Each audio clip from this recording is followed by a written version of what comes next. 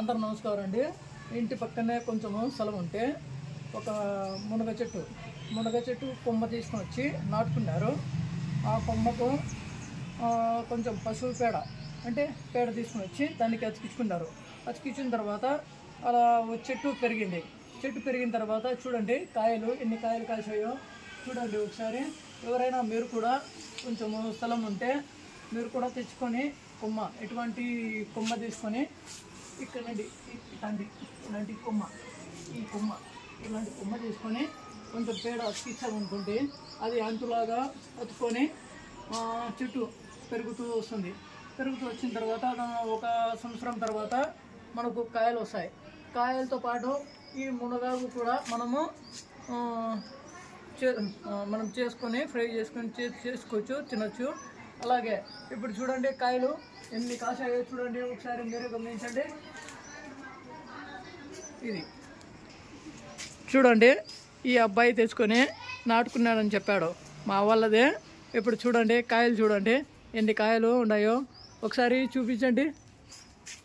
ఇది చూపించు ఎన్ని చూడండి. ఇలాంటి కాయలు అయిన తర్వాతనే ఇది కటింగ్ చేసుకొని మనము చేసుకోవచ్చు. అంటే మరి ఇలాంటిదైతే ఇంత సన్నదైతే వద్దు. ఇలాంటివి ఏదైతే ఇలాంటివి పెద్దవి అయినప్పుడు మనం తీసుకొని కటింగ్ చేసుకొని ఇంకా సాంబారు అలా చేసుకొని తినొచ్చు. చూడండి ఒకసారి కాయలు చూపించండి. చూడండి చాలా కాసాయి. చూడండి ఒకసారి చూడండి చాలా కాయలు వచ్చాయి. దాదాపుగా 1000 కాయలు పైన ఉంటాయి. ఇక్కడ నుండి మనము చూసుకుంటే చూడండి 1000 కాయలు పైనే ఉండొచ్చు అని ఒక అంచనాగా చెప్పారు. చూడండి అక్కడ కూడా ఉన్నాయి చూడండి కాయలు. ఇలా ఇప్పుడు ఉన్న కాయలు కూడా కటింగ్ చేశారు అని చెప్పారు. ఇప్పుడు కూడా కాయలు ఉన్నాయి. ఇలా రోజు ఒక 20 కాయలు కోసుకుంటాము అని చెప్తున్నారు. అలాగే ఇంట్లో కూడా ఇలాంటివి చెట్లు నాటుకున్నారు. చూడండి బకెట్లలో తోటలు తీసుకొని ఇలాంటివన్నీ పెంచుకుంటున్నానని చెప్పాడు. చూడండి ఇది వచ్చేసి గోరింటాకు చెట్టు. చూడండి ఇవి గోరింటాకు చెట్టు. చూడండి గోరింటాకు చెట్టు. ఈ ఆకు తీసుకొని అది పిండి చేసుకొని ఇంకా తర్వాత గోరింటాకు లాగా చేసుకొని వేసుకుంటామని చెప్పారు. రకరకాల చెట్లు ఇంకా పూల చెట్లు ఇవన్నీ వేసుకొని పెంచుకుంటున్నాను అని చెప్పాడు. చూడండి ఇవి చూడండి షోకేస్ కోసము పెంచుకుంటున్నాడు. ఇలా 2 చెట్లు చూడండి. దాదాపుగా 1000 కాయలు కాసాయి అని చెప్పాను కదా. మీకు ఒక అంచనాగా నమ్మకం లేకపోతే ఒకసారి ఇప్పుడైనా చూడండి. అక్కడ కింద కూడా చూపించాను, అక్కడ కూడా చూపించాను. ఇప్పుడు ఇక్కడే చూసుకోండి ఎన్ని కాయలు ఉన్నాయో చూడండి. అలాగే ఇక్కడ చూడండి ఇక్కడ చూడండి 1000 కాయల వరకు అంచనాగా వేసుకుంటే 1000 కాయల వరకు ఉంటాయి. అలాగే అక్కడ చూడండి. ఇంకొచ్చేసి కటింగ్ కూడా చేశాము అని చెప్పాడు కదా, కటింగ్ కూడా చేశాడు. ఇలాంటివి కొంచెము ఇంకో ఒక 2 వారాలు 10 రోజులు అయిన తర్వాత కోసుకుంటాము అని చెప్పాడు. ఇప్పుడు ఇలాంటివి కొంచెము ఇలాంటివి కోసి ఇంట్లో కోసము లేదంటే కొంచెం. అలాగే దాని పక్కనే ఒక మామిడి చెట్టు కూడా నాటుకున్నాడు. దానికి కూడా మామిడికాయలు కాస్తాయని చెప్పారు. ఇప్పుడు ఫిబ్రవరి కదా, ఇప్పుడు పూతకు వచ్చింది. ఇక్కడ చూడండి 2 కాయలు వచ్చాయి. ఇక్కడ 2 కాయలు, ఇక్కడ 2 కాయలు ఇప్పుడు పూతకు వస్తున్నాయి. చూడండి కాయలు చూడండి ఇప్పుడు కాయలు కాస్తున్నాయి.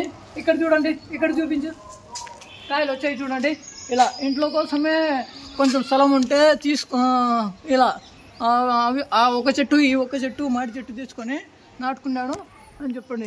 ఇప్పుడు వచ్చి కాయలు కాసాయి.